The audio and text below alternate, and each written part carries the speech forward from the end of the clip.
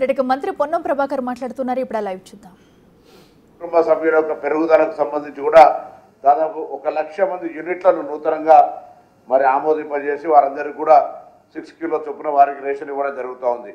ఇది కాక మరి మేజర్గా హెల్త్కి సంబంధించి కూడా హైదరాబాద్ జిల్లాలో ఉన్నటువంటి 169 బస్తీ దవాఖానాలు ఉన్నాయో వాటి దగ్గర అన్ని దగ్గర మెడిసిన్స్ కావచ్చు, టెస్టింగ్స్ కావచ్చు, ఒకవేళ ఎటువంటిదైనా సీజనల్ చేంజ్ వల్ల వస్తే అందరూ కూడా ప్రజలకు విజ్ఞప్తి చేస్తాను, వెంటనే బస్తీ దవాఖాన దగ్గరికి వెళ్ళి మీ యొక్క పరీక్షలు చేయించుకొని సంబంధిత మందులు తీసుకోమని చెప్పి సందర్భంగా కోరుతాను. కొంతమంది వివిధ కారణాల వల్ల 15 మంది పదోన్నతి మీదను ఇతర ఉద్యోగం రావడం వల్ల వెళ్ళినారు. వాళ్ళ స్థానంలో కూడా కొత్త వాళ్ళని నియమించే విధంగా చర్యలు తీసుకుంటా ఉన్నాం.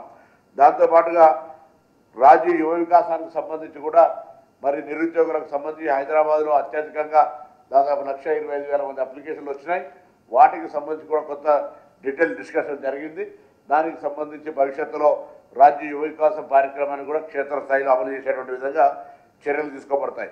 స్కూల్ యూనిఫామ్స్కు సంబంధించి కూడా ఇప్పటికే 1,03,912 ఒక పేర్ బట్టలు పిల్లలందరికీ రెడీగా ఉన్నాయి.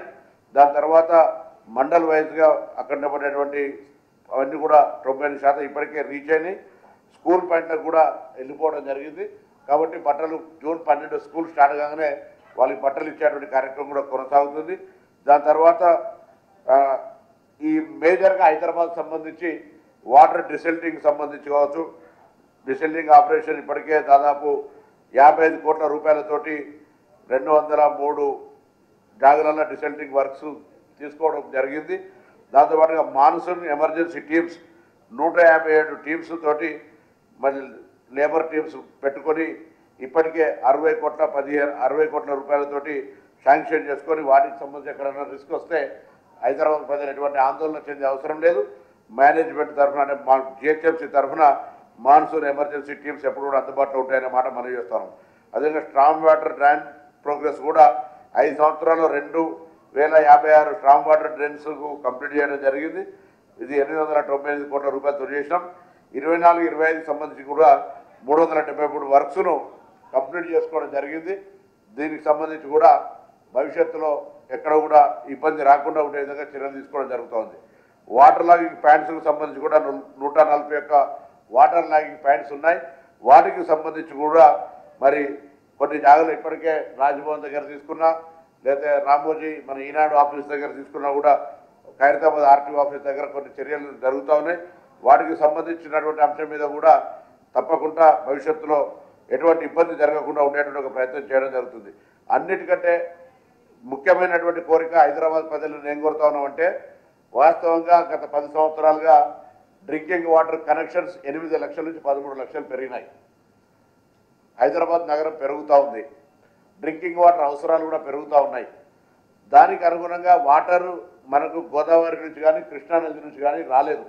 ఇప్పుడు మళ్ళీ 15 టీఎంసీకి సంబంధించి గోదావరి నుంచి తీసుకురావడానికి ఏర్పాట్లు ప్రభుత్వం నిధులు కేటాయించి చర్యలు తీసుకుంటూ ఉంది. సో ఇంతలో హైదరాబాద్ సంబంధించినటువంటి ట్యాంకర్ డిమాండ్ పెరుగుతున్నప్పుడు కూడా దాని ట్యాంకర్ డిమాండ్ని ఓవర్కమ్ కావడానికి అనేక ప్రయత్నాలు చేసే సందర్భంలో కొంత రీసెర్చ్ చేసి హైదరాబాద్ నగరంలో ట్యాంకర్ డిమాండ్ ఉన్న ఏరియాల నుంచి మొత్తం తీసుకుంటే మిగతా అంతా కూడా ఎవరైతే ఎక్కువ ట్యాంకర్ వాటర్ వాడుతూ ఉన్నారో వాటిని మనం పరిశీలన చేసినప్పుడు అక్కడ వాటర్ హార్వెస్టింగ్ పిట్స్ లేవు. సో అది కంపల్సరీ యాక్టివేషన్ సర్టిఫికేట్ ఇచ్చినప్పుడు అది వాళ్ళు చూపెట్టుతున్నామని చెప్తారు. అటువంటి వాటి మీద దాదాపు 18,000 సైట్స్ని ఐడెంటిఫై చేసినాం. వాటన్నిటికీ ఒక నోటీస్ ఇచ్చి జనరల్గా వెంటనే వాటర్ హార్వెస్టింగ్ పిట్స్ ఏర్పాటు చేసుకోమని చెప్తాను. ఇది సోషల్ రెస్పాన్సిబిలిటీ. ఎందుకంటే దీనివల్ల గ్రౌండ్ వాటర్ ఇంప్రూవ్మెంట్ అవుతుంది. మనం జిహెచ్ఎంసీ నుంచి వాటర్ బోర్డు నుంచి మనం వాటర్ ఇచ్చినా కూడా గ్రౌండ్ వాటర్ లేకపోవడం వల్ల అప్పుడప్పుడు ఇబ్బంది వస్తున్నటువంటి పరిస్థితి దృష్ట్యా దాన్ని అధిగమించడానికి గ్రౌండ్ వాటర్ ఇంప్రూవ్మెంట్ కొరకు మొత్తం అన్ని డిపార్ట్మెంట్, నేను మీడియా సహకారాన్ని కూడా అడుగుతా ఉన్నా. మీడియా అనేది ఒక సోషల్ రెస్పాన్సిబిలిటీగా హైదరాబాద్లో ఉన్నటువంటి 300 గజాల పైన ఉన్నటువంటి ఇల్లు ప్రతి ఒక్కటి వాటర్ హార్వెస్టింగ్ పిట్ ఏర్పాటు చేసుకోవాల్సిందే. ఇది గతంలో చట్టంలో కూడా ఉంది. దాన్ని సీరియస్గా అమలు చేసే విధంగా అన్ని శాఖల సమన్వయంతో ఈ కోఆర్డినేషన్ తీసుకోవడం జరుగుతుంది. దీనివల్ల భవిష్యత్తులో హైదరాబాద్లో త్రాగునీటికి సంబంధించిన గ్రౌండ్ వాటర్ ఇష్యూ కొద్దిగా రిజాల్వ్ అవుతుంది అనేటువంటి ఆకాంక్ష. అంతేకాకుండా ప్లాంటేషన్ వర్షాలు పడుతూ ఉన్నాయి. వన మహోత్సవం పేరు మీద మళ్ళీ కార్యక్రమాన్ని ఈసారి కొంత పండ్ల మొక్కలు వాటిని కూడా ఇళ్లలో ఇచ్చి పెంచాలనే ఆలోచనతో చేస్తాను. ఇది కూడా ఒక సామాజికమైన అంశం కాబట్టి అందరూ కూడా ఈ సోషల్ ప్లాంటేషన్ అయితే అవెన్యూ ప్లాంటేషన్ ఉందో ఆ ప్లాంటేషన్ లోపల పార్టిసిపేట్ కావాలని కోరుతాను. ఓవరాల్గా రాష్ట్ర ప్రభుత్వ సహకారంతో కొంత నిధులకు సంబంధించి ఇబ్బంది ఉన్నా వాటిని ఓవర్కమ్ అవుతూ ఇటు మున్సిపాలిటీకి సంబంధించి జిహెచ్ఎంసీకి సంబంధించి కావచ్చు, అటు మెట్రో వాటర్ వర్క్ సంబంధించి కూడా వివిధ రకాల అంశాలను తీసుకుంటూనే సోషల్ ఇష్యూస్ సన్న బియ్యం అయినా, ఇందిరమ్మ ఇల్లు అయినా, బస్తీ దవాఖానా అయినా, పాఠశాల బస్తీ ప్రభుత్వ పాఠశాలల యొక్క విద్యార్థుల సంఖ్యను పెంచేదైనా ఇవన్నీ కూడా కార్యక్రమాలను తీసుకుపోయే సందర్భం లోపల ఇది జిల్లాల వారీగా జరుగుతున్న సమీక్ష. ఇందుకు సంబంధించి ఇక్కడ ఉన్నటువంటి కొన్ని అంశాలను కూడా రాష్ట్ర ప్రభుత్వం గౌరవ ముఖ్యమంత్రి గారి దృష్టికి తీసుకెళ్లి కూడా హైదరాబాద్ నగరం అనేటువంటి రాష్ట్ర రాజధాని, ఇందుకు సంబంధించిన కొంత ప్రత్యేక శ్రద్ధ అవసరం కాబట్టి ప్రభుత్వం నుంచి కూడా ఇంకా వీలైనంత ఎక్కువ సహకారం తీసుకొని భవిష్యత్తులో ఎటువంటి ఇబ్బందులు లేకుండా ఉండేటువంటి ప్రయత్నం చేస్తామనే మాట సందర్భంగా తెలియజేస్తాం.